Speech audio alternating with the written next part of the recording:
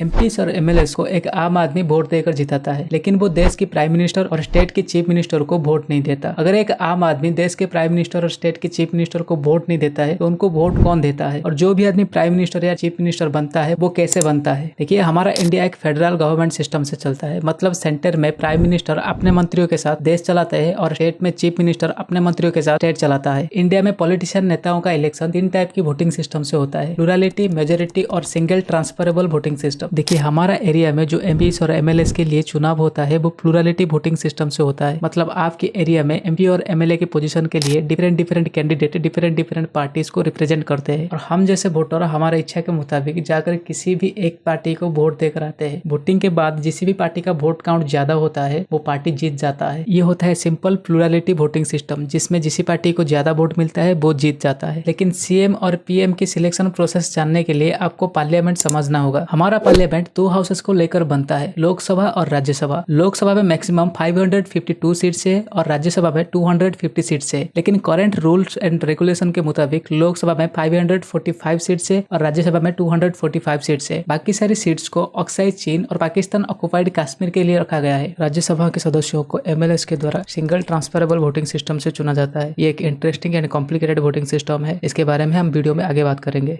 लोकसभा के 545 सीट्स में से 2 सीट्स प्रेसिडेंट ऑफ इंडिया के द्वारा 2 एंग्लो इंडियंस को चुना जाता है। बाकी बचे 543 सीट्स हमारे द्वारा डायरेक्ट वोटिंग सिस्टम से सिलेक्ट होकर जाते हैं। लोकसभा मेंबर मतलब एमपी, जिसका full form member of parliament, और ये 543 सीट्स उन्हीं के लिए होता है। देश की हर स्टेट से डिफरेंट पार्टी से एमपी जीतकर लोकसभा में जाते हैं। आपकी स्टेट से कितने लोग लोकसभा के लिए जाते हैं आप इस वीडियो को पॉज करके देख सकते हो। लोकसभा में जिस भी पार्टी ने 50% से ज्यादा सीट हासिल कर लिया, मतलब 543 सीट्स में से 272 सीट से ज्यादा जिस भी पार्टी ने जीत लिया, वही पार्टी देश में सरकार बनाती है और उस पार्टी का लीडर देश का प्राइम मिनिस्टर बनता है। आप आसान भाषा में ये समझ लीजिए कि पूरे देश में 543 एमपी कैंडिडेट में से जिस भी सिंगल पार्टी में 272 से ज्यादा एमपी बन जाते हैं वो पार्टी देश में सरकार बनाता है। लेकिन कुछ स्टेट में रीजनल पार्टी होता है जिसका पार्टी सेंटर में नहीं होता है। ऐसी केस में वो किसी के साथ भी अलायंस बना सकता है। जैसे कि बिहार में अगर कोई भी कैंडिडेट राष्ट्रीय जनता दल से लोकसभा में जाता है तो वो किसी भी नेशनल पार्टी के साथ अलायंस कर सकता है। ये उस पार्टी का मर्जी है। 2019 लोकसभा इलेक्शन में बीजेपी ने 303 सीट जीते थे और एनडीए के साथ अलायंस करके 350 सीट जीतकर मेजोरिटी हासिल की थी। लोकसभा में प्राइम मिनिस्टर इलेक्शन की तरह राज्य विधानसभा में चीफ मिनिस्टर का इलेक्शन होता है। आप राज्यसभा और राज्य विधानसभा के बीच कंफ्यूज ना हो। राज्यसभा पार्लियामेंट का अपर हाउस होता है जो देश में एक होता है, लेकिन राज्य विधानसभा स्टेट का लेजिस्लेटिव बॉडी होता है जो हर स्टेट में होता है। आपकी स्टेट में स्टेट लेजिस्लेटिव असेंबली में कितने सीट से आप इस वीडियो को पॉज करके देख सकते हो, जहाँ पर हम एमएलए को वोट देकर भेजते हैं। और यहाँ पर भी मेजोरिटी इलेक्शन होता है। जिस भी पार्टी मेजोरिटी के साथ सीट जीतता है, मतलब राज्य विधानसभा में जितना भी टोटल सीट्स है उससे 50% से ज्यादा जिस भी पार्टी ने सीट हासिल करता है वो पार्टी स्टेट में सरकार बनाती है और उस पार्टी का लीडर चीफ मिनिस्टर बनता है। जैसे कि 2019 में ओडिशा की विधानसभा इलेक्शन में 147 सीट्स में से बीजेडी ने 112 सीट्स हासिल किया था और उस पार्टी का लीडर नवीन पटनायक मुख्यमंत्री बने थे। सवाल अब ये उठेगा कि क्या होगा अगर कोई भी पार्टी मेजोरिटी हासिल ना कर पाए। 2013 दिल्ली विधानसभा इलेक्शन 70 सीट में से बीजेपी ने 31, आम आदमी पार्टी ने 28 और कांग्रेस ने 8 सीट हासिल किया था। लेकिन उनमें से किसी एक पार्टी को सरकार बनाने के लिए 50% मतलब 36 से ज्यादा वोट चाहिए थी। इसी केस को हैंग पार्लियामेंट कहा जाता है। इस सिचुएशन में जिस भी पार्टी के पास ज्यादा वोट होता है उसको चांस दिया जाता है कि वो दूसरे पार्टी के साथ अलायंस करके मेजोरिटी हासिल करने के लिए। लेकिन यहाँ पर बीजेपी ने दूसरे पार्टी के साथ अलायंस करने में फेल हो गया था, इसीलिए ये चांस आम आदमी पार्टी को मिला और वो कांग्रेस के साथ अलायंस करके मेजोरिटी हासिल कर लिया था। लेकिन सवाल फिर से यहाँ उठेगा कि क्या होता अगर आम आदमी पार्टी भी अलायंस करने में फेल हो जाता। इस सिचुएशन में वहाँ पर प्रेसिडेंट रूल्स लगता और फिर से 6 महीने के अंदर अंदर री इलेक्शन होता। तो ये थी लोकसभा और राज्य विधानसभा के इलेक्शन, जहाँ पर देश का पीएम, डिफरेंट स्टेट के सीएम, एमपी और एमएलए का इलेक्शन होता है। अब राज्यसभा सदस्यों का चुनाव देख लेते हैं। देखो, राज्यसभा पार्लियामेंट का अपर हाउस होता है। राज्यसभा में टोटल 250 सीट्स होता है। इनमें से 12 सीट प्रेसिडेंट ऑफ इंडिया के द्वारा चुना जाता है। उन 12 कैंडिडेट के पास आर्ट्स, साइंस, लिटरेचर और सोशल सर्विस में नॉलेज होना चाहिए और बाकी बचे 238 को एमएलए के द्वारा चुना जाता है। ध्यान रहे, राज्यसभा सीट्स एमएलए के लिए नहीं बल्कि एमएलए के द्वारा चुना गया कैंडिडेट्स के लिए होता है। राज्यसभा में हर 2 साल में इलेक्शन होता है, लेकिन सभी सदस्यों का नहीं बल्कि 1/3 कैंडिडेट का इलेक्शन होता है, जिसका भी राज्यसभा सदस्य बनते हुए 6 साल हो जाता है और ये प्रोसेस चलता रहता है। इसीलिए राज्यसभा कभी टूटता नहीं है। आपके स्टेट से राज्यसभा के लिए कितने सदस्य चुने जाते हैं आप इस वीडियो को पॉज करके देख सकते हो। मान लीजिए राज्यसभा से ओडिशा के लिए 2 वैकेंसी आए हैं और ये 2 वैकेंसी के लिए 4 कैंडिडेट नॉमिनेट होते हैं, A, B बी, सी और डी, और इन 4 लोगों को ओडिशा के एमएलए ने वोट देंगे। लेकिन यहाँ पर सिंगल ट्रांसफरेबल वोटिंग सिस्टम से वोट दिया जाएगा। इस टाइप की वोटिंग सिस्टम में आप सिर्फ एक कैंडिडेट को वोट नहीं देते हो, आप सभी कैंडिडेट को वोट देते हो, लेकिन आप प्रेफरेंस देते हो कि आप किसी को पहले चाहते हो और किसी को लास्ट में चाहते हो। और सारे वोटिंग प्रोसेस खत्म होने के बाद जिसका भी सबसे ज्यादा फास्ट प्रेफरेंस आता है वो कैंडिडेट सिलेक्ट हो जाता है। लेकिन उसको मिनिमम रिक्वायरमेंट क्वालिफाई करना पड़ेगा,